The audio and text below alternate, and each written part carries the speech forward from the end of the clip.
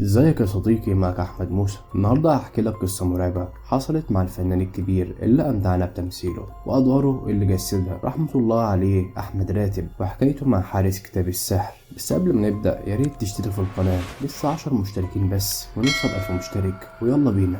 بيقول لي الفنان احمد راتب: انا مهووس بالحاجات القديمه وبعشق اني اجمعها، مثلا اسطوانه قديمه لسيد درويش، قطعه انتيكه نادره، والعملات القديمه والكتب والمخطوطات القديمه والحاجات القيمه دي. وبيحكي الفنان احمد راتب انه مره من المرات كان مسافر دبي عشان بيصور مسلسل، فقال لي يستغل سفره ويسال هنا وهناك لو حد هاوي يجمع النوادر القديمه زيه. فطلع شخص عارف الفنان احمد راتب وقال له: انا والدي عنده مكتبه قديمه. واستضاف الفنان احمد راتب في المكتبه وفرجوا على الكتب القديمه العتيقه، ولفت نظر الفنان كتاب شكله عتيق جدا وعلى غلافه موجود كلمه شمس.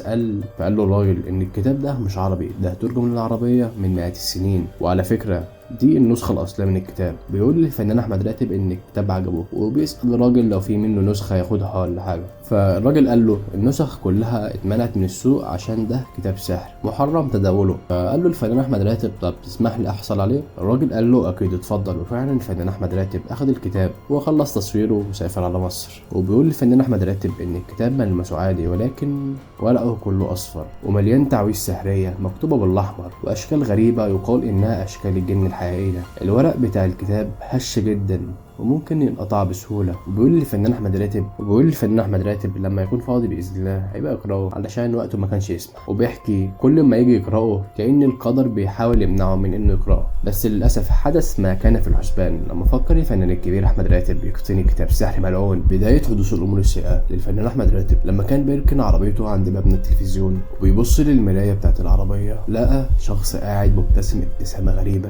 فالفنان قال يمكن واحد معجب، بس الشيء اللي ما كانش عارف يفسره ان الشخص ده لما كان الفنان بيغمض عينه كانه بيتلاشى وبيختفي، وما حطش الفنان احمد راتب في باله. وفي مره تانية بيحكي الفنان كان قاعد يبص للمرايه وقاعد بيتدرب على مشهد معين هيمثله في احد الافلام، كانه بيعمل بروفه كده. المهم فجاه والفنان منسجم في التدرب على المشهد ظهر حد في المرايه وراه وبيلتفت بسرعه، تلاشى وكأنه نفس الشخص هو اللي ظهر في مراية العربية. وبيحكي الفنان أوقات بكون بمثل في مسرحية وألمحه من وسط الجمهور ونفس الابتسامة المخيفة، ويقول في نفسه دي تهيؤات بسبب ضغط الشغل وما يديش في باله. والمرة اللي ظهر له فيها نفس الشخص، ولكن المرة دي كان مرعب جدا لما ظهر جنبه بالظبط. وده حصل في ماتش كورة كان بين مصر ودولة أفريقية في النهائي. بيقول لي الفنان أحمد راتب جه فرصة عظيمة للأهلي إنه يجيب جول بس ضيعها، وطبعا زي أي مشجع بنفعل على الفرصة الضيعة. وبيقول لسه بقول ياه كنت باصيها لفلان وببص جنبي لقيت الهيئة دي أو الشخص ده وابتسم لي ابتسامة مرعبة جدا، بغمض عيني كأنه اتبخر، ودايما الشكل بتاعه ونفس ملامحه وبشرته السوداء الداكنة وابتسامته العريضة اللي تستنتج على طول انها طالعة من روح شريرة. كمية القلق والرعب اللي اتحط فيها الفنان على حسب قوله كانت لا توصف بكلمات، واكيد مش هنقدر نوصل لدرجة الخوف والصدمة المهيبة اللي اتعرض ليها الفنان الكبير احمد راتب. وبيقول الفنان بعد كل المواقف اللي تسيب الاعصاب اللي اتحطت فيها وقاعد يفكر يمين وشمال، واتذكر ان الحاجات اللي بتظهر له والارواح الشريره دي كلها بدات تظهر له يوم لما احتفظ بكتاب السحر الملعون في بيته. بيقول الفنان اتصل على صديقه اللي اقترض منه الكتاب وبيحكي له عن الامور اللي حصلت، وكلمه كانه بيستنجد بيه عشان يحل مشكلته. فصديقه قال له يمنحه مهله يتواصل مع والده اللي هو صاحب المكتبه ويساله هل فعلا الاحداث دي مرتبطه بالكتاب. وهنا كان الرد الصادم لما اتصل عليه صديقه وقال له ان والده بيحكي ان الكتاب يمكن يكون عليه حارس من الجن وبيظهر فقط للشخص الذي يمتلك النسخه الاصليه منه، واحتمال كبير يكون ده الحارس اللي طلع لك. وبيحكي الفنان احمد راتب انه بدا يتشائم من الكتاب وعاوز يتخلص منه باي طريقه عشان حياته اللي اوشكت على الانهيار دي واعصابه اللي اتبهدلت.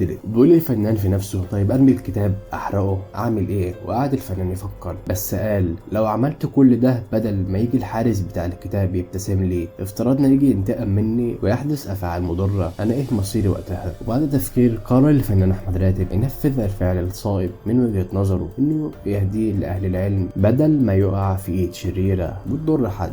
وفعلا اهدى الكتاب الى دار الكتب المصرية، ولكن لم يمر الا بعض الايام حصل حريق هائل في الجناح اللي تم الاحتفاظ بالكتاب فيه بس. وخبر الحريق كان حقيقي فعلا وانتشر على الجرائد. وبيختم الفنان الكبير احمد راتب الحكاية وبيقول سمعت عن الحريق بعدها بكام يوم رحت اسال عن الكتاب في الكتب اللي اتحرقت ولا لا، ولم يجد له اثر نهائيا. يا ترى الكتاب وقع في ايد مين؟ ربنا يستر. وبكده عزيزي المشاهد اعتقد كده وصلنا لنهايه حلقتنا السادسه من حكايات الفنانين المرعبه اللي حدثت بالفعل ولسه مستمرين ان شاء الله. واتمنى يا عزيزي المشاهد قبل ما تطلع من الفيديو لا تنسى الفنان الكبير احمد راتب من دعائك له بالرحمه ولكل امواتنا. سلام يا صديقي.